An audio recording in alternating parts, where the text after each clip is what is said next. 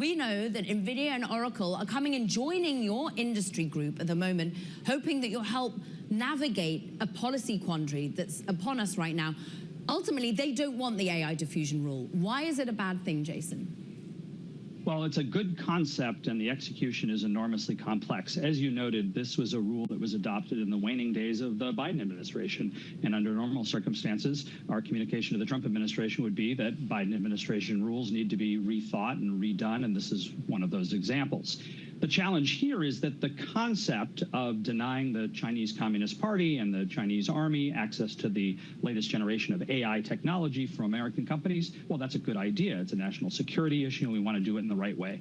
But the Biden administration did it in the wrong way. They did it without consulting industry. They did it without coming up with a roadmap for success, and perhaps most importantly, they did it by punishing American allies around the world by denying them access to AI technology at the same time. So what we're asking the Trump administration to do, let's start over. Let's do this again. Let's consult with industry. Let's get this rule done in the right way. Did they really not consult industry at all, or did they just consult the wrong people in industry from your perspective? I know it's easy for industry to say we weren't consulted properly. In this case, it is honestly the case that they did not consult us at all. And this rule was released 7 days before the end of the Biden administration. They really wanted to rush it out the door. They'd been working on it a while. They ran out of time, and they did it without consulting industry. And the reason industry consultation is important is not just because we think we have good ideas. We do, but it's more important to make sure that the rule is done correctly so that American industry is not punished.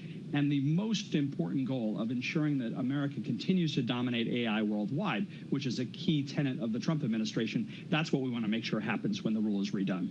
So let's think about a more perfected rule here. As you say, the ultimate goal of ensuring that very sophisticated chips doesn't get into China's hands, for example, you think is the right one. How do we get there without hurting the middlemen that are the wrong middlemen to hurt? Yeah, I think there are two things here. One is the way in which the rule was put in place by the Biden administration. It actually imposes caps on every country in the world and their ability to get access to AI technology. 17 countries in the EU are in the so-called Tier 2. There are 3 tiers here. Tier 3 means anybody can get whatever they want. Tier 2 means there are restrictions. Tier 1, you can't get anything.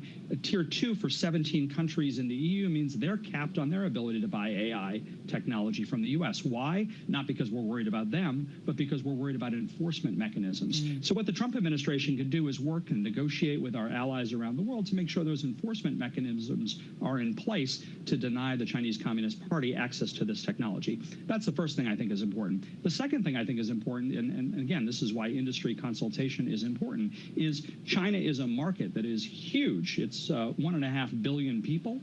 A lot of stuff is made there. A lot of stuff is sold there. If we deny China access to all American technology, the only message that delivers to China and frankly to other countries around the world is maybe China should make this technology because they're going to make it available without restriction to the rest of the world. So we want to make sure we don't ironically incentivize the Chinese technology industry to start making inroads and harm American interests around the world as a result. Jason, has that horse already bolted? From what we see with DeepSeek, that was in the case of lack of access to sophisticated chips, they found a workaround.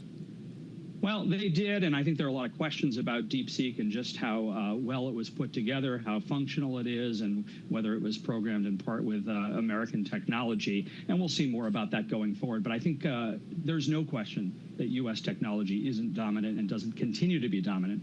The real only open question is how long will that last? And if we deny American technology companies access to international markets and partners, that handicaps our ability to continue positioning the United States as the world leader in AI. Jason, it's not just the AI diffusion rule that has many investors concerned.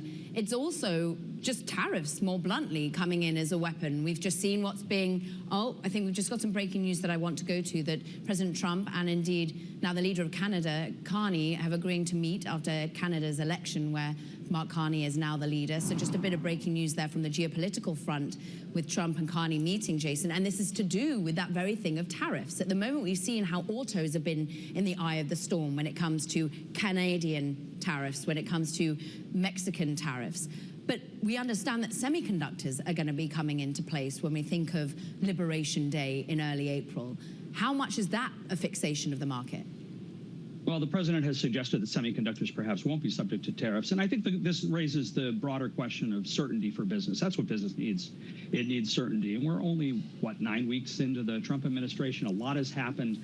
He's moving very quickly. And the tech industry is responding very favorably to the Trump administration's call, the president's call, to bring manufacturing back to America. The very first business announcement made in the White House, literally less than 24 hours after President Trump's inauguration, was 3 ITI member companies, SoftBank, Oracle, and OpenAI, announcing a $500 billion manufacturing project in the United States. We've seen TSMC announce another $100 billion investment, Apple $500 billion.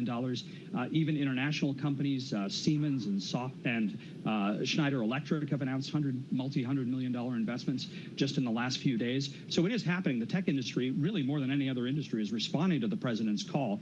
But to your question about tariffs, I think it's really about certainty. Tariffs can be a tool, and we'd like to see the president continue to exercise his skill as a business negotiator, which he does very well, and strike deals. And trade deals in particular are important.